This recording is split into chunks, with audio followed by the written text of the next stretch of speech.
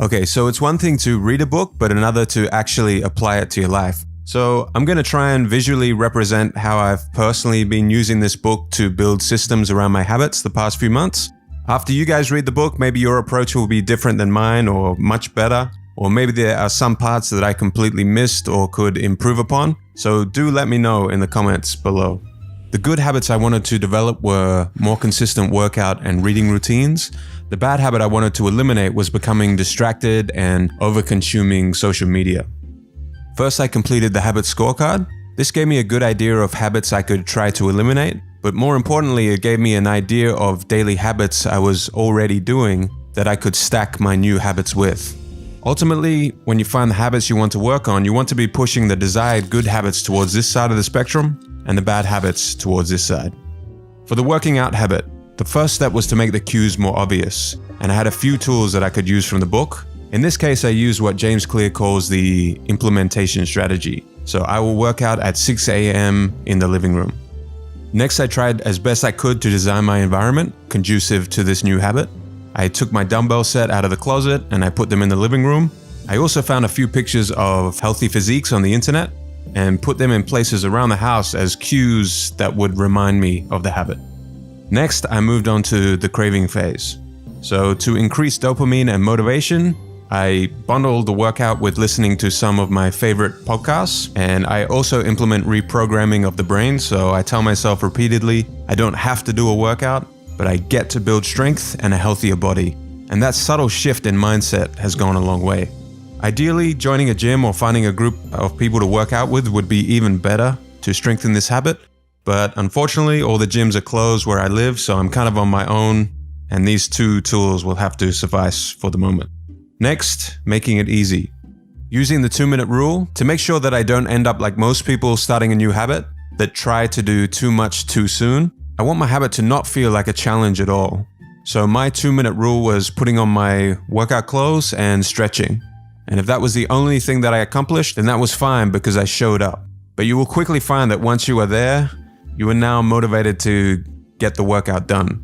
So it is weird, but the motivation seems to come after you get the habit started.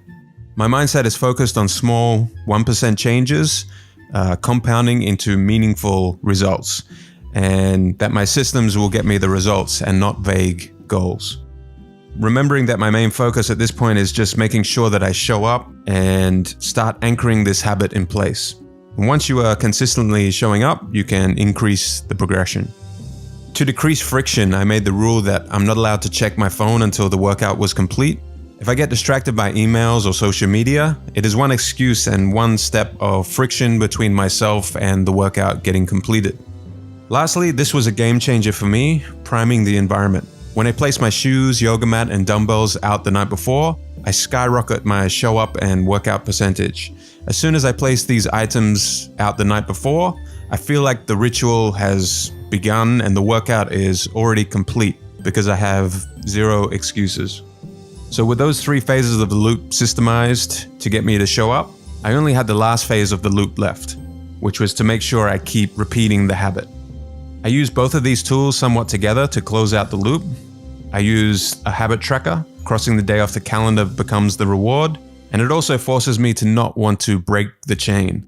I also take a picture of my calories that I burnt, and I send that picture to my partner, and that also increases the satisfaction. Mindset-wise, I begin with identity, and I remind myself after each workout that I want to become the kind of person that enjoys fitness and doesn't miss workouts. I don't put all my focus on outcomes such as I want to be 10 kilograms lighter by such and such a date. And I also remind myself that I need to be patient for the results and that I'm probably still somewhere in this valley of disappointment before I will see those results. I went through the same process with the reading habit with a few minor changes. So I used the habit stack. After making a coffee, I will read for 90 minutes. So making a coffee was my trigger cue for reading. My one space, one use rule was reading on the balcony of the apartment. One of the best parts of my day is a nice cup of coffee in the morning, so this was the perfect thing for me to bundle my reading habit with. Remembering how dopamine raises in anticipation of a reward and not the reward itself, I wanted this dopamine spike for wanting coffee to start becoming associated with reading. My 2-minute rule was to read 1 page of The Daily Stoic by Ryan Holiday.